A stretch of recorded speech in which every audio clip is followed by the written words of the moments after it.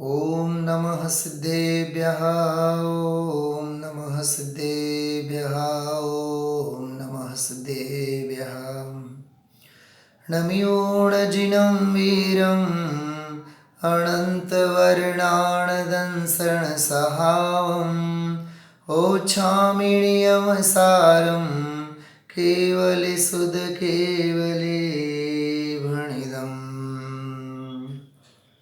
देखिए, नियमसार ग्रंथादिराज हैं। विगत कई दिनों से हम आप लोगों ने पर्वाधिराज पर्युषण पर्व आराधना पर्व के उपलक्ष्य में आचार्य कुंद कुंद देव की भावना प्रधान रचना अंतरंग परिणति का परिचायक यह शास्त्र नियमसार, नियमेण जम कज्जम, नियम से जो करने योग्य कर्तव्य हैं, दर्शन ज्ञान और चारित्र रूपी मार्ग को अपनाना आत्मसात करना, यह नियम से करने योग्य कर्तव्य हैं। ऐसी अद्भुत चर्चा आचार्य कुंद कुंद देव ने इससे पहले तीसरी ही गाथा में की है। नियमेण यम जम कज्जम तम नियमम दंसन नाण दंसन चरितम। नियम से करने योग्य कोई कर्तव्य है तो ज्ञान और दर्शन चारित्र रूपी जो नियम है वह करने योग्य है। बहुत सुंदर और बहुत गहरी बात यहाँ तीसरी गाथा के अंतर्गत आचार्य ने कही। सम्यक दर्शन सम्यक ज्ञान और सम्यक चारित्र, जो निश्चय सम्यक दर्शन सम्यक ज्ञान सम्यक चारित्र हैं, वही एकमात्र अपने जीवन में अपनाने लायक हैं। फिर उसमें अन्य भी बहुत सारी चर्चा है, कार्य नियम और कारण नियम आदि की, लेकिन कर्तव्य तो वही है। रत्नत्रय भाव रूप परिणमन करना, यही एकमात्र हर एक साधक का मूल कर्तव्य होता है। यहाँ परमार्थ प्रतिक्रमण अधिकार के अंतर्गत हम आप लोगों ने इससे पहले बहुत सुंदर चर्चा बीच की 8 गाथाओं के अंतर्गत जो वचनात्मक प्रतिक्रमण आदि हैं वो तो बोलने रूप वचन व्यवहार के रूप में किए जाते हैं, तो वो तो बहुत अत्यंत स्थूल द्रव्य प्रतिक्रमण है, बाह्य में क्रियात्मक प्रतिक्रमण है। लेकिन ऐसे क्रियात्मक प्रतिक्रमणों में भी उनका कोई औचित्य नहीं है, इसलिए साधक दशा में उस प्रतिक्रमण को, वचनात्मक प्रतिक्रमण को भी त्यागते हुए, त्याग करते हुए हमें शुद्धात्म स्वभाव का ध्यान करना चाहिए, ऐसी उसकी चर्चा वहाँ की गई। उसके बाद एक एक करके हम आप लोगों ने गाथाओं में देखा है, बहुत गंभीर चर्चाएं हम आप लोगों ने इसके अंतर्गत की है। आप सभी इसके साक्षी हैं और जानते हैं आप लोग कि बहुत सुंदर, बहुत गहरी चर्चा कि उन्मार्ग को छोड़ करके सन्मार्ग को अपनाना, उन्मार्ग को छोड़ करके सन्मार्ग को अपनाना, ऐसे ही विराधना को छोड़ करके आराधना को अपनाने वाला प्रतिक्रमणमय ऐसा साधक, वह प्रतिक्रमणमय होने से साक्षात प्रतिक्रमण है। बराबर इसी प्रकार हम आप लोग विचार करते हैं कि अनाचार को छोड़ करके जो मूल में अपना आचार है उसको जो अपनाता है वही प्रतिक्रमणमयी आत्मा है। बराबर, ये हो गई 82, 83, 84, 85 गाथाओं की बात। 86 में उन्मार्ग और जिन मार्ग की बात थी। इसके अंतर्गत हम आप लोगों ने शंका आकांक्षा वगैरह जो श्रद्धा के दोष आदि होते हैं वे सारे उन्मार्ग हैं, और उन उन्मार्गों के त्याग से संबंधित सारी चर्चा हम आप लोगों ने की है।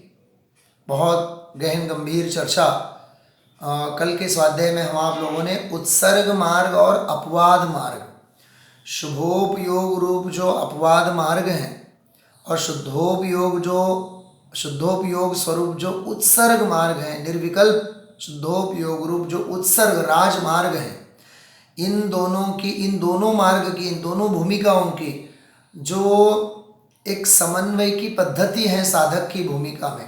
प्रवचन सार में तो 5-6 गाथाओं में यह विषय बहुत बढ़िया चला हुआ है। वहाँ स्पष्ट लिखा हुआ है उत्सर्ग सापेक्ष अपवाद और अपवाद सापेक्ष उत्सर्ग। ये सूक्ष्मता से सोचने जैसा विषय है पूरा।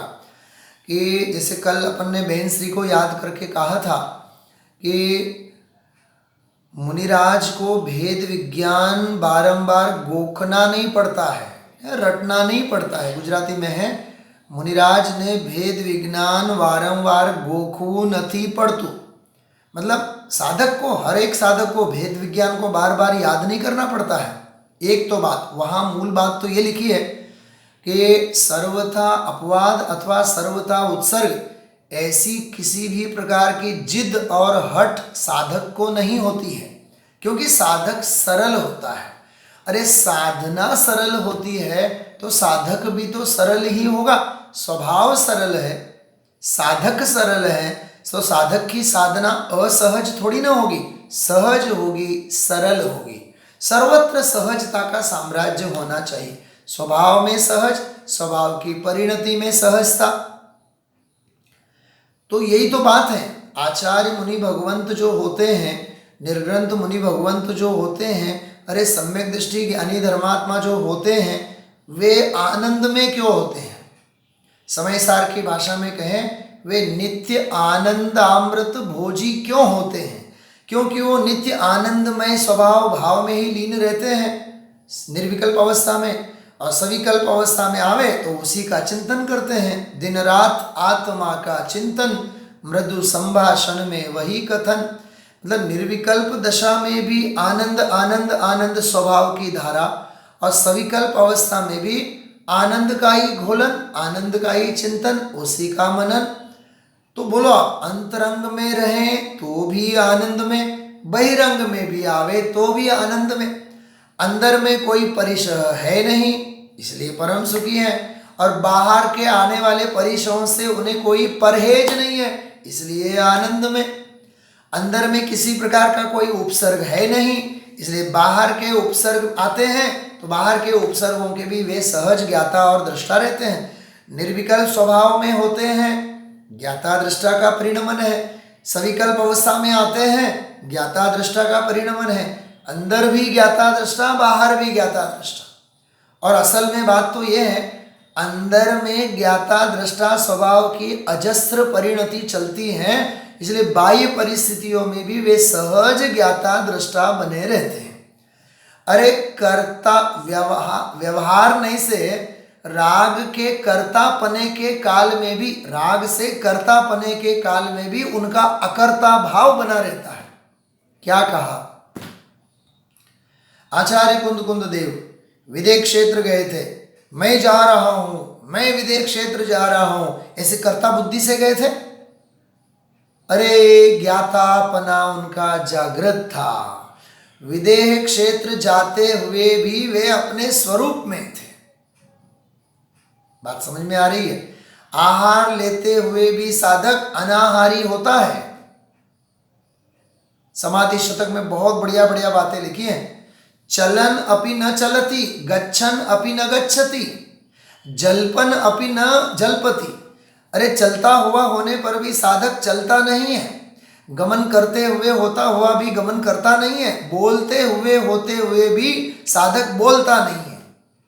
बोलो आचार्य कुंद विदेह क्षेत्र तो गए थे, तो जाने की क्रिया तो हुई, फिर भी मैं जा रहा हूं, इस प्रकार की कर्ता बुद्धि नहीं थी।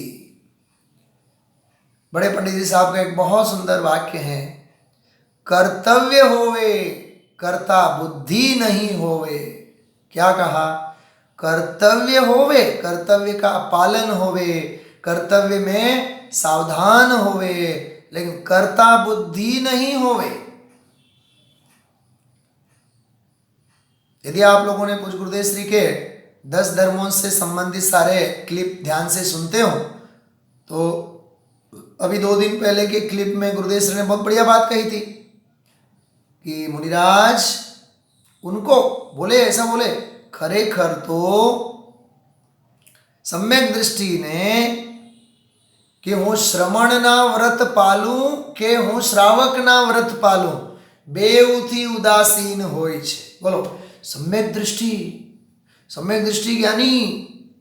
अरे हम आप लोग तो सम्यक दर्शन के लिए तड़पते हैं, हम आप लोग तो पंचम गुणस्थान श्रावकों के 12 व्रतों के लिए तड़पते हैं, हम आप लोग तो 28 मूल गुणों के लिए तड़पते हैं। और सम्यक दृष्टि जीव जो है वो श्रावक के व्रतों के प्रति और श्रवणों के व्रतों के प्रति उदास होता है। सम्यक दृष्टि उदास होता है क्योंकि वहां प्रवृत्ति है ना, साधक को प्रवृत्ति अच्छी नहीं लगती है क्योंकि अब संसार शरीर और भोगों से परम निवृत्त हुआ है, उसे तो निवृत्त स्वभाव अच्छा लगता है। कहने का मतलब ये है कि कर्तव्य का पालन करते हुए भी साधक के चित्त में कर्ता बुद्धि नहीं होती है।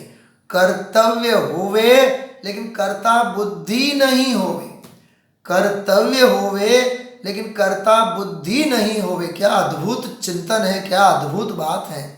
ऐसी सहज साधक दशा होती है। सहज दशा कहो, साधक दशा कहो, एक ही बात है। सहज दशा कहो, साधक दशा कहो, एक ही बात है। हाँ, अहो चैतन्य आनंदमय सहज जीवन हमारा है कि नहीं। आचार्य मुनि भगवंतों का, आत्म साधक जीवों का सहज जीवन है कि नहीं, बताओ आप सोचो। हाँ, किसी से कुछ नहीं लेना, हमें किसी से कुछ नहीं लेना है। अरे किसी से मतलब स्त्री पुत्र परिवार संयोगों के बाद जाने दो, हमें तो हमारे शुभ भाव के पास से भी कुछ नहीं लेना है, हमारे व्यवहार व्रतों से भी कुछ नहीं लेना है। हमें अशुभ भावों से तो मतलब नहीं, लेकिन हमारे शुभ भावों से भी हमें कोई अपेक्षा नहीं। ऐसे हम अकिंचन्य स्वभावी हैं। क्या कहा मैंने? अरे स्त्री पुत्र परिवार ये स्वार्थ के सगे, मित्र सगे संबंधी, इनके पास तो अपेक्षा है नहीं, लेकिन अपने पुण्य के उदय से भी अपेक्षा नहीं, यहाँ तक कि शुभ भावों से भी अपेक्षा नहीं, व्यवहार व्रतादिकों से भी कोई अपेक्षा नहीं। बात समझ में आ रही? किसी से कुछ नहीं लेना,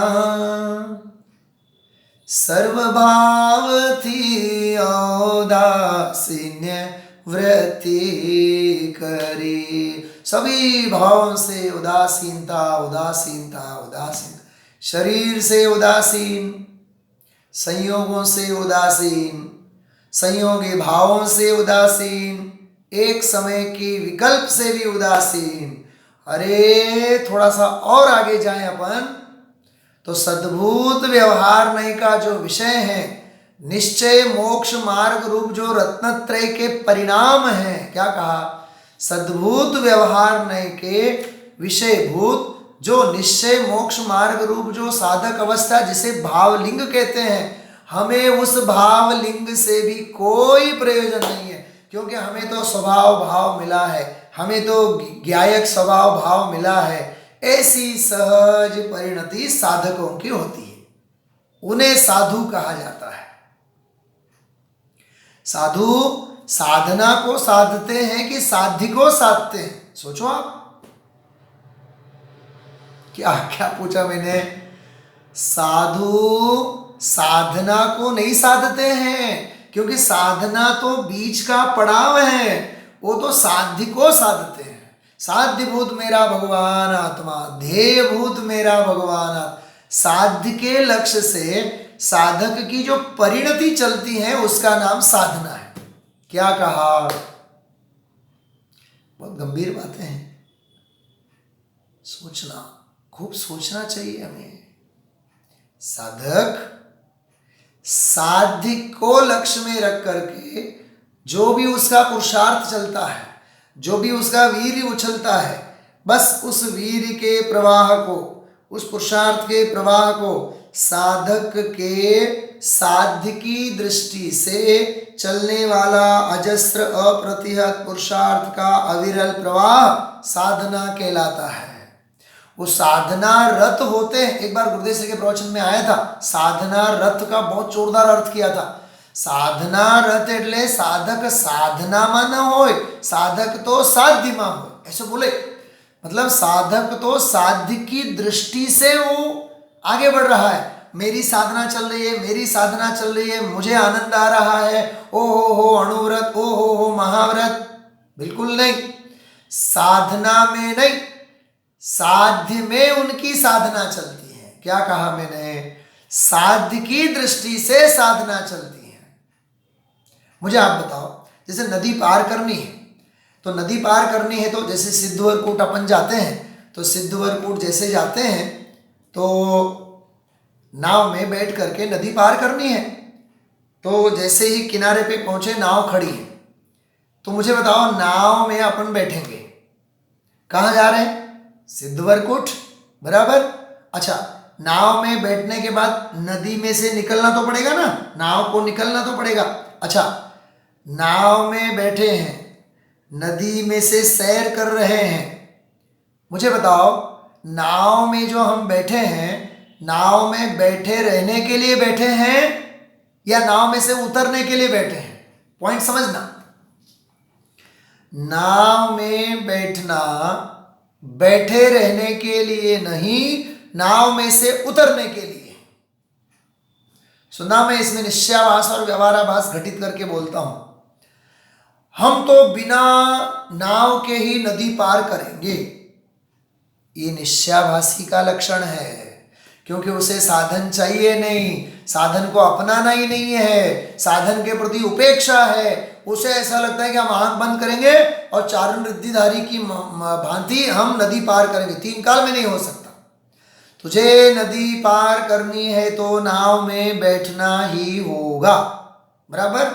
नाव की उपेक्षा करेगा तो निश्चयाभासी, बराबर। और आगे, अब नाव में बैठे, अब नदी का सुंदर नजारा दिख रहा है, दोनों बाजू में किनारों पे पेड़ पौधे दिख रहे हैं, बराबर। और नाव में बैठे बैठे मजा आ गया, बस अब नाव में उतरना ही नहीं, नाव में ही मजा आ गया। बोलो, नाव में से जो उठने का नाम नहीं लेवे, वो किनारे पे पहुंच सकता है? वो किनारे पे नहीं पहुंचता है। नाव में बैठना भी होगा, नाव में से उतरना भी होगा। और नाव में बैठ करके जब जाते हैं तो बीच का नजारा भी सब आएगा। सहज ज्ञाता दृष्टा बन करके देखना। तो नाव के बिना नदी पार करना चाहे वो निश्चयाभासी, और नाव ही में बैठना चाहे वो व्यवहाराभासी। मतलब साधनों के बिना, देव गुरु धर्म अध्ययन स्वाध्याय चिंतन मनन सत्संग, इसके बिना हम तो बस घर में बैठते हैं, भाव प्रतिक्रमण करते हैं, हम तो बैठते हैं, हम तो वहां खूब सुनते हैं। अरे भाई, घर घर होता है, मंदिर मंदिर होता है। ये तो महामारी का कराल काल है, महापाप का उदय है, तीव्र दर्शनावरण कर्म का उदय है, तीव्र दर्शनावरण का उदय है। महीनों महीनों के लिए भगवान के दर्शन नहीं है। सोचो तो सही, आप अपने आप के पीठ थपथपाने जैसे नहीं है। ये ऑनलाइन हम आप लोग स्वाध्याय सब प्रवचन कर रहे हैं, पूजाएं कर रहे हैं, भक्तियां देख रहे हैं, लेकिन तीन लोक के नाथ जो जीवंत है, तीन लोक के नाथ जो साक्षात भाव निक्षेप के रूप में मंदिर में विराजमान है, आज महीनों हो गए हम आप लोगों को उनके दर्शन नहीं है। दुख होना चाहिए, दुख। संतुष्ट मत हो, हवे तो बहु ज हारू, हवे तो बहु ज मजा आवे छे। हाँ, मैं कई बार स्वाध्याय में कहा करता हूं, हम तो भाव प्रतिक्रमण करते हैं, हम तो भाव स्वाध्याय करते हैं, हम तो घर में भाव पूजा करते हैं। तो भाव शादी करो, भाव भोजन करो, हाँ, भाव नौकरी करो, भाव बिजनेस करो, भाव पैसा गिनो, भाव रसगुल्ला खाओ, सब भाव से करो ना। फिर धर्म के कार्य में जीव को काम चलाना है, धार्मिक कार्यों में जीव को अपना प्रमाद का पोषण करना है और भाव से सब कुछ करना है। तो धंधा और व्यापार और लड़ाई और झगड़े और शादी और ब्याह, खाना पीना, इनमें क्यों द्रव्य, मतलब इनमें साक्षात क्रिया क्यों? आज अपने घरों में लाखों के टीवी हैं, डीवीडी प्लेयर है, सब कुछ है ना, पेन ड्राइव, मोबाइल, क्या नहीं अपने पास, फिर भी 500 हजार रुपए दे करके घंटों बिगाड़ करके पूरे परिवार के साथ पिक्चर हॉल में पिक्चर देखने जाएंगे। अरे ત્યાં જે मजा आवे ने ये घर में नहीं आवे। और आज के युवा लोग तो बोलते हैं अरे बहुत सरस मूवी है, ये मूवी तो मोबाइल ऊपर तो જોવાય જ नहीं, એની मजा मजा मजा किरकिरा जाती है। बस 500 घर के सारे 8-10 लोग जाएंगे और वहां देख के आएंगे। तो वहां कैसे मंदिर की अपेक्षा है मुझे बताओ? वहां पिक्चर हॉल में जाकर के देखने की क्यों अपेक्षा है? तो वहां क्रिया क्यों? और जब धर्म की बात आती है, सामायिक की बात आती है, प्रतिक्रमण की बात आती है, स्वाध्याय की बात आती है, अरे भाई तन में जब तक शक्ति है तब तक हमें साक्षात जिन मंदिरों के दर्शन, भगवान के दर्शन करने चाहिए। ये तो अपनी गृहस्थ की बात मैंने कही। प्रमाद का पोषण कभी नहीं करना, उद्यम छूटना नहीं चाहिए, उद्यम छूटना नहीं चाहिए और प्रमाद कभी होना नहीं चाहिए। उद्यम बना रहे, प्रमाद छूटे, ऐसा जीवन अपना होना चाहिए। तो साधक जो है उन्हें अपवाद और उत्सर्ग का कोई ऐसा आग्रह नहीं होता है। नाव में नहीं ही बैठूं ऐसा भी आग्रह नहीं, और नाव में बैठा ही रहूं ऐसा भी आग्रह नहीं। तो भूमिका के अनुसार जो व्यवहार साधन, जो व्यवहार की भूमिका है वो है ही। समझो हमने मंदिर बनवाया है, बराबर, बड़ा मंदिर बनवाया लाखों करोड़ों रुपए का, तो शहर के, गांव के उस मंदिर के साथ, संस्था के साथ जुड़े हुए हर एक बालक, युवान और वृद्ध, स्त्री और पुरुष, हर एक का अपना नैतिक कर्तव्य है कि नहीं कि मंदिर की मैं सेवा करूं, जिन मंदिर की मैं सेवा करूं, क्योंकि जिन मंदिर में मेरे हाथों से एक एक ईंट लगा हुआ है, एक एक मेरी पाई लगी है, एक एक पैसा लगा है, जब कभी भी काम पड़ा तो मैंने दान दिया। तो मुझे आप बताओ उस जिन मंदिर के प्रति, वहां जो जिनेंद्र भगवान है उनका प्रक्षाल, उनकी पूजा, उनकी वैयावृत्ति, धर्मायतनों की सेवा करना हर पल हर परिस्थिति में हमारा नैतिक कर्तव्य नहीं है? कहां गया हमारा चरणार्य, कहां हमारी गई चर्या?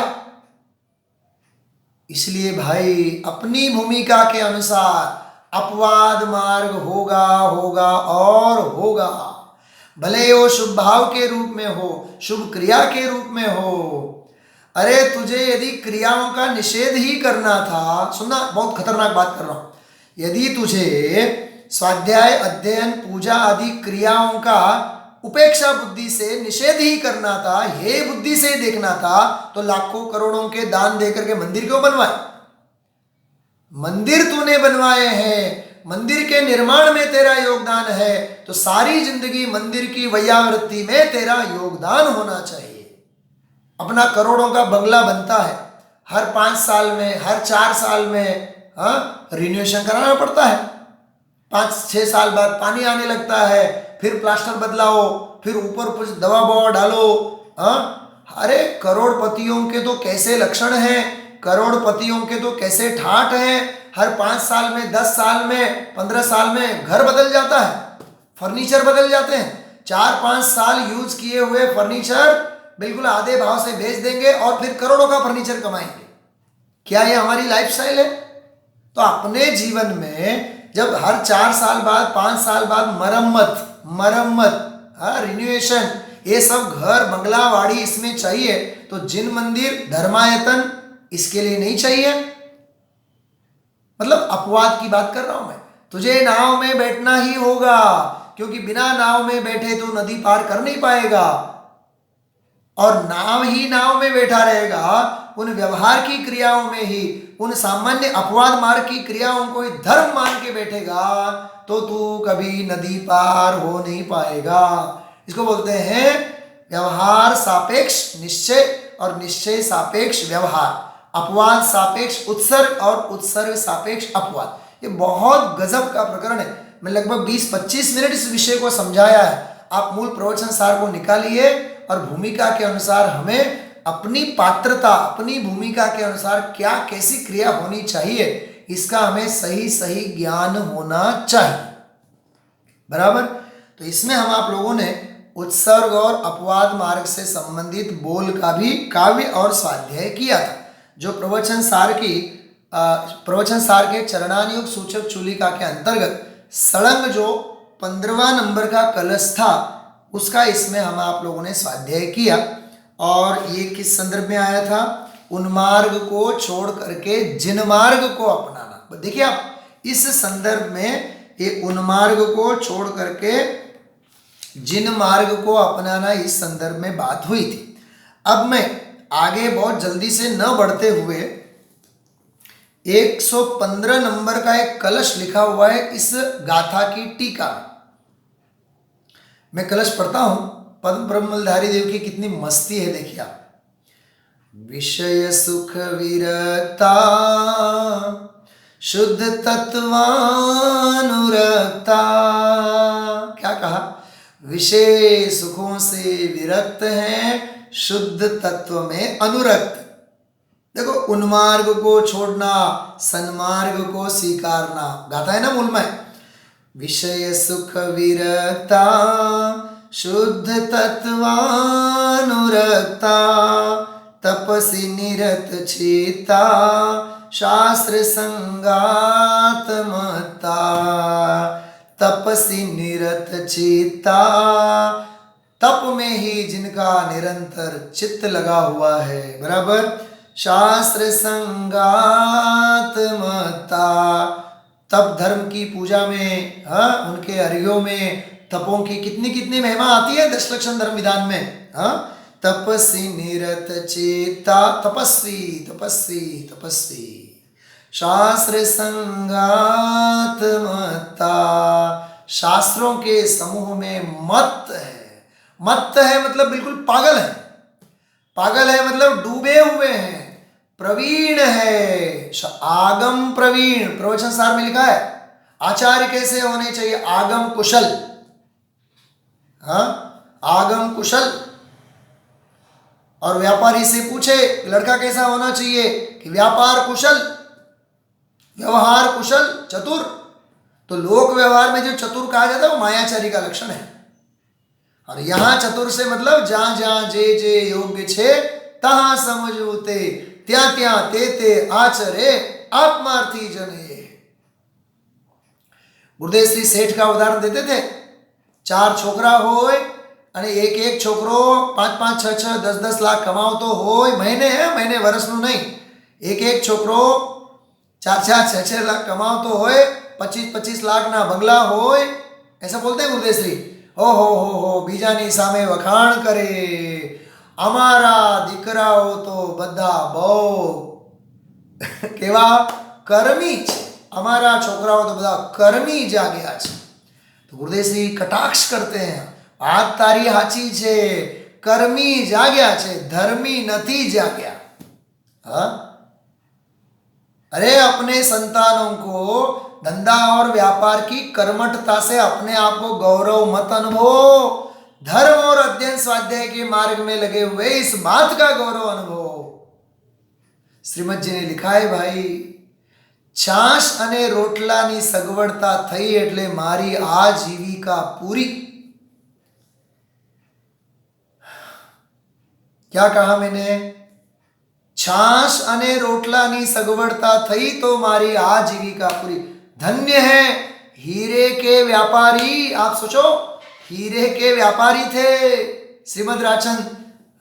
कोई पान का गल्ला चलाते हो, कोई ठेला चलाते हो तो अपन समझते हैं कि चलो मजबूरी में कह रहे हो भाई, छाछ अने रोटला मळे तो हमारी आजीविका पूरी थई। जो हीरे के व्यापारी हैं, दुबई अफगान से, वहां से लोग, व्यापारी लोग उनके पास उनकी प्रामाणिकता से प्रभावित होकर के हीरा खरीदने आते थे। वे श्रीमद राजचंद जी बोलते हैं, अरे भाई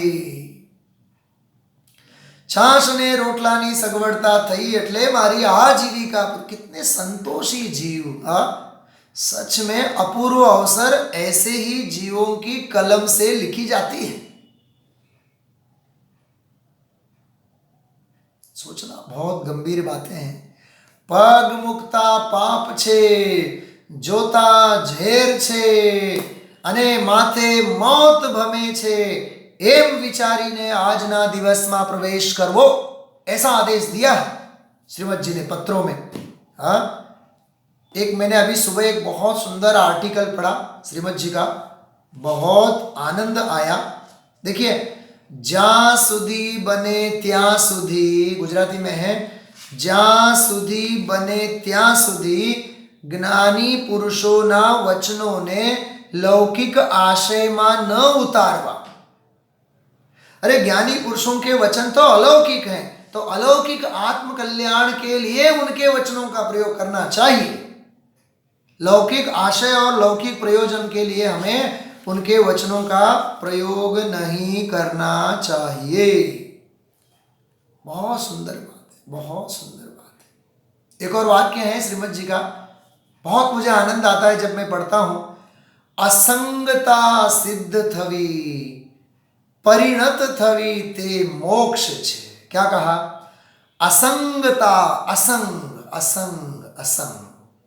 हम जब गुरुकुल में थे तो पढ़ते थे, निस्संगो हम, मैं कैसा हूं?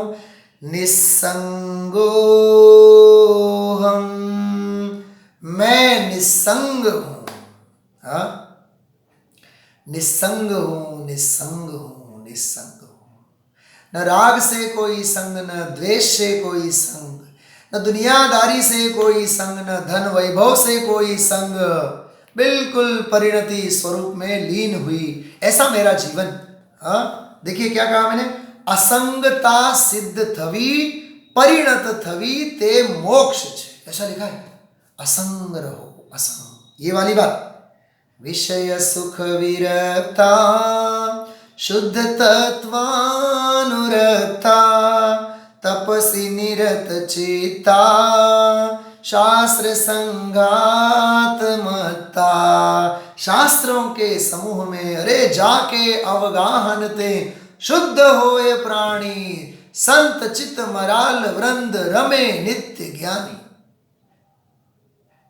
भाग चंद नियचे घट माहिया प्रमाणी, साची तो गंगा यह वीत रागवाणी। ऐसा जीवन, सच में शास्त्र प्रेम होना चाहिए भाई। एक बात याद रखिए आप लोग, केवल इन आराधना जैसे दिनों में अपन ने वक्ताओं को सुन लिया, एक आध दो बार अपन ने कभी कुछ मंदिर आए, हाँ पूजा में आए, थोड़ी सी पूजा सुन ली आधी अधूरी, और थोड़ा सा आधा अधूरा स्वाध्याय सुन लिया, शाम को प्रतिक्रमण भी कर लिया, शाम का प्रवचन भी सुन लिया।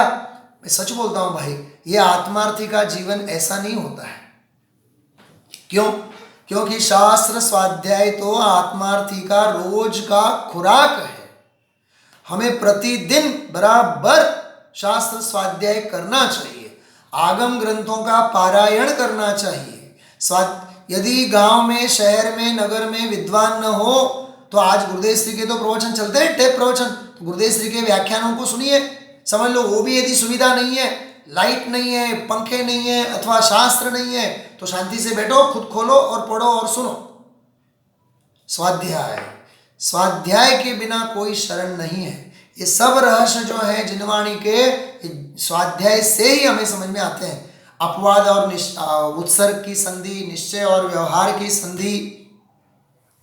जीव को मालूम क्या होता है, करुणता क्या है। एक विशिष्ट जाति की क्रियाओं में, एक विशिष्ट जाति की क्रियाओं में धर्म बुद्धि हो जाती है जीव को। मैं जो कर रहा हूं ना वो बिल्कुल सही है, ऐसा नहीं है। जिनागम के आलोक में नक्की करना, जिनागम के आलोक में नक्की करना। मैं एक प्रश्न पूछता हूं, घर में बेटे की शादी हो रही होवे तो घोड़ी के सामने बाप नाचेगा कि नहीं? हाँ, मेहमान आने वाले हैं, सबको पिरसेगा कि नहीं? आने वालों का स्वागत करेगा कि नहीं? तो बेटे की शादी में आने वाले जानेयाओं का सबका तुम हाथ जोड़ जोड़ करके स्वागत तो कर सकते हो। तो पर्वाधिराज पर्युषण पर्व जब आए हैं तो पूजा, अध्ययन, स्वाध्याय, प्रतिक्रमण, सांस्कृतिक कार्यक्रम, बच्चों के कार्यक्रम, हाँ गुरुदेव श्री के व्याख्यान, इन सारे धार्मिक कार्यक्रमों, धार्मिक गतिविधियों का स्वागत नहीं करना चाहिए? नहीं, हम तो स्वाध्याय में बैठेंगे, हम तो प्रतिक्रमण में बैठेंगे, हम तो पूजा वाले, हम तो प्रतिक्रमण वाले, हम तो स्वाध्याय वाले। ये अपनी अपनी सगवड़िया बोलते हैं गुजराती में उसको, अपनी अपनी अनुकूल सानुकूल क्रियाओं में तूने अपनी धर्म की पूर्णता मान ली है। ये निश्चयाभास है, ये व्यवहाराभास है। यथा शक्तितः तप शक्तितः त्याग, ऐसा कहा है शास्त्रों में। शक्ति पूर्वक जितनी शक्ति है उस शक्ति के अनुसार हमें तप भी करना चाहिए, त्याग भी करना चाहिए, संयम का पालन भी करना चाहिए। तो उपयोग को तो लगाना ही चाहिए। क्या कहा? विषय सुख विरक्ता शुद्ध तत्वानुरक्ता, शुद्ध तत्व में अनुरक्त है। बहुत सुंदर बात है। देखिए परमार्थ प्रतिक्रमण, शुद्ध तत्वानुरक्ता तपसि निरत चेता शास्त्र संगात मता गुणमणि गण युक्ता, गुणमणि गण युक्ता, क्या गजब का शब्द है।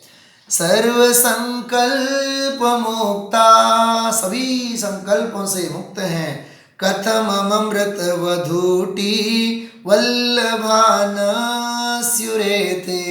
अरे मोक्ष रूपी स्त्री के वे वल्लभ पति क्यों नहीं होंगे? वधु, मोक्ष रूपी वधु के वे वल्लभ मतलब पति क्यों नहीं होंगे? उन्हें निर्वाण की प्राप्ति होगी, होगी और होगी। बहुत सुंदर कलश है। जो मुक्त सब संकल्प शुद्ध निज तत्व में अनुरक्त हो, तप मग्न जिनका चित नित स्वाध्याय में जो मत हो। धन्य है जो संत गुणमणि युक्त विषय विरक्त हो, वे मुक्ति रूपी सुंदरी के परम वल्लभ क्यों न हो। वे मोक्ष रूपी वधु के वल्लभ क्यों नहीं हो सकते हैं? वो नक्की होंगे।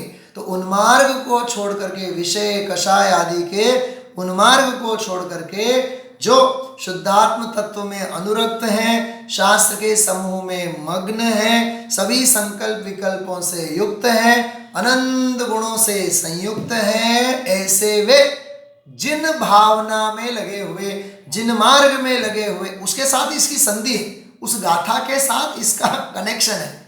बराबर इस प्रकार से यहाँ आचार्यों ने भावों को कितना मतलब जोरदार खिलाया है। हम आप लोगों को मला मला करके ये बता दिया है, समझा दिया है। आगे बढ़ते हैं। 87 नंबर की गाथा, जिसमें छोड़कर त्रिशल्य जो निशल्य होकर परिणमे, प्रतिक्रमणमय है इसलिए वह स्वयं ही प्रतिक्रमण है। कल हम आप लोगों ने मिथ्या माया और निदान, मिथ्या माया और निदान से संबंधित थोड़ी सांकेतिक भाषा में बात की थी। अनादिकाल का मिथ्या शल्य, अनादिकाल का निदान शल्य, अनादिकाल का माया शल्य, मिथ्या माया और निदान। तत्वार्थ सूत्र के दूसरे अध्याय में औदयिक 21 प्रकार के औदयिक भावों में एक मिथ्या दर्शन नाम का भी एक भाव है। अनादिकाल से तत्व की विपरीतता चली रही है। जैसे गधे को कहना नहीं पड़ता कि लात मारो, वो कहीं सीख के नहीं आता है, क्योंकि उसके रोम रोम में लात मारने की आदत पड़ी हुई है। घोड़े को कहना नहीं पड़ता कि तुम दौड़ो, वाघ सिंह को कहना नहीं पड़ता कि शिकार करो, हिरन को कहना नहीं पड़ता कि तुम डरते रहो, बिल्ली को कहना नहीं पड़ता कि चूहा आ गया उससे पकड़ो, चूहे को कहना नहीं पड़ता कि बिल्ली आ जाए तो तुम वहां से भाग खड़े हो। आप सोचो ये क्या कह रहा हूं मैं। अरे इन सभी जीवों को ये कहना नहीं पड़ता, क्योंकि भव भव के ऐसे संस्कार हैं। ये उनकी बात नहीं कर रहा हूं मैं, ये हम आप लोगों की बात कर रहा हूं। हाँ, व्यापारी के 5, 6, 10 साल के बच्चे को ये नहीं कहना पड़ता कि व्यापार में जाओ, वो स्कूल छोड़ देगा लेकिन बाप के गले पे जाके बैठेगा, व्यापार करेगा, क्योंकि उसके खून में, उसके शरीर में बाप का खून दौड़ रहा है, कुशल व्यापारी का खून दौड़ रहा है, हा? और हम आप लोग गर्व भी लेते हैं। गुरुदेव श्री नहीं कहते कभी कभार, हाँ, ક્ષત્રિયોનો આ ધર્મ અને વાણિયાને આ ધર્મ મળ્યો અને વાણિયો ઘૂસી ગયો व्यापाરમાં। जैसे सोनगढ़ में बड़े बड़े सेठिया लोग जब जाते थे तो नाम ले ले करके गुरुदेव श्री बोला करते थे, खबर छे मुंबई फोन करो, मुंबई थी फोन आवे। વાત સાચી છે ને, કેમ કે પતંગનો ડોર તો પોતાની પાસે જ હોય ને, હા, બધું કમાન્ડ હું અહીંથી જ કરું, બધું हिसाब किताब धंधो व्यापार, हाँ, मतलब सोनगढ़ में साधना के लिए गया हुआ सेठ बम्बई में रहे हुए अपने बेटे को सलाह देता है। गुरुदेव श्री का कहने का मतलब ये है, भाई साहब तुम्हारा केवल क्षेत्रांतर हुआ है, अंदर में भावांतर नहीं हुआ है। अरे जिसकी तरफ पीठ करो मुड़ के कभी देखो नहीं, ऐसा त्याग वैराग्य जीवन में होता है भाई। तो यहाँ शल्यों से मुक्त हो, अनादिकाल के मिथ्यात्व के शल्य, तत्व के विपरीत श्रद्धान के शल्य, हाँ, जीवादि 7 तत्वों के समझ संबंधी गहरे ज्ञान संबंधी अज्ञान भाव निरंतर चलता है, हाँ, अदर्शन, अज्ञान और अचारित्र। क्या बोला मैंने? अदर्शन, अज्ञान और अचारित्र, ये तीनों रत्नत्रय के विपरीत जो परिणाम है, सब ये मिथ्या दर्शन की, मिथ्यात्व की कोटि के परिणाम, सब मिथ्यात्व में आ जाते हैं। श्रद्धा की विपरीतता, ज्ञान की विपरीतता, चारित्र की विपरीतता। क्या गजब की बातें हैं, हाँ? तत्व सुनते हुए प्रमाद नहीं करो, ये सिखाना पड़ता है। क्या क्या कहा मैंने? तत्व सुनते सुनते प्रमाद नहीं करो, ये सिखाना पड़ता है। और तत्व सुनते सुनते प्रमोदित हो जाओ, ये कहने की आवश्यकता नहीं। तत्व सुना, अंदर में बात लग गई, हृदय प्रसन्न हो जाता है। ऐसी बातें हैं भाई। तो शल्यों को छोड़ो, मिथ्या दर्शन के शल्य नहीं, ऐसे निदान के शल्य नहीं। हमारा पुण्य का उदय होगा कि नहीं, हाँ, अगले भाव में हमें देवगुरु धर्म मिलेंगे कि नहीं, हमें मनुष्य भाव मिलेगा कि नहीं, रत्नत्रय की प्राप्ति होगी कि नहीं, होगी तो होगी, आग्रह मत रखना। तत्व सुनते सुनते स्वरूप में समा जाना, जो होगा सो होगा, देखा जाएगा। शल्य नहीं, निदान शल्य नहीं। प्राप्त प्रसंगों को संभालना, प्राप्त प्रसंगों को संभाल करके रखना, कहीं बिगड़ न जाए, कहीं बिगड़ न जाए, कहीं बिगड़ न जाए। ये सावधानी जो है उसमें बार बार उपयोग जाता है। ये आगम की भाषा में निदान नाम का शल्य है। क्या कहा मैंने? कांच का बॉटल है, समझो आप घर में, जैसे लिविंग रूम में टेबल पे अपन लोग कांच का रखते हैं, तो मोबाइल समझो ना, ये टैबलेट मोबाइल है, बराबर। अब ये कहीं फूट न जाए, कहीं गिर न जाए, कहीं फूट न जाए, कहीं स्क्रीन खराब न हो जाए, अपन सावधानी रखते हैं कि नहीं, हाँ? 2-4 साल समझो एक खरोंच भी नहीं आवे तो अपन बहुत गर्व लेते हैं। अरे उसको जो संभालने संबंधी शल्य जो तेरे काम कर रहे हैं 2 साल से, वो निदान नाम के शल्य है। तुझे तो शल्य अंदर के आध्यात्मिक आने चाहिए। जो तत्व के संस्कार मिले हैं उनकी मैं संभाल करूं। संयोगों की तो संभाल करने के मिथ्या शल्य करता है, लेकिन स्वभाव की संभाल के बारे में सम्यक शल्य नहीं करता है। जो कंपैरिजन करना, तो निदान शल्य, हाँ, आजीविका बनी रहे, धंधा बना रहे, व्यापार बना रहे। विगत 5-6 महीने से आप देख सकते हैं, कई लोग पायमाल हो गए, खत्म हो गए, कईयों की आजीविका छिन गई, और कईयों की तो बराबर दुकान धंधा व्यापार घर बैठे बैठे चल रहा है। वो इतने खुश है, बीजा बधाईनु बंद छे पण मारू बराबर चालू छे। अरे तेरा पुण्य का उदय है, चल रहा है, और उसमें तुझे ज्यादा रस आता है, ये निदान नाम का शल्य। क्या हमारो वारो न आवे। तो ऐसे मिथ्या शल्य, निदान शल्य, माया शल्य। माया शल्य में नाना प्रकार की मायाचारियां जीव करता है, बराबर, धर्म के नाम से, धन के नाम से। उन सभी शल्यों से जो पार निशल्य स्वभावी भगवान आत्मा में जो लीन होता है, सच में वही सामायिकमय प्रतिक्रमणमय साधक होता है, उसकी इसमें सुंदर चर्चा है। इसी विषय के साथ समय हो गया है, मैं विराम लेता हूँ। इसके ऊपर जो कलश है उसकी चर्चा के साथ आगे हम आप लोग 88 नंबर की गाथा बाद में लेंगे और इस मार्ग को हम आप लोग गहराई से समझें, अपने आत्म कल्याण में लगे, इसी मंगल भावना के साथ विराम लेता हूँ। नमोस्तु।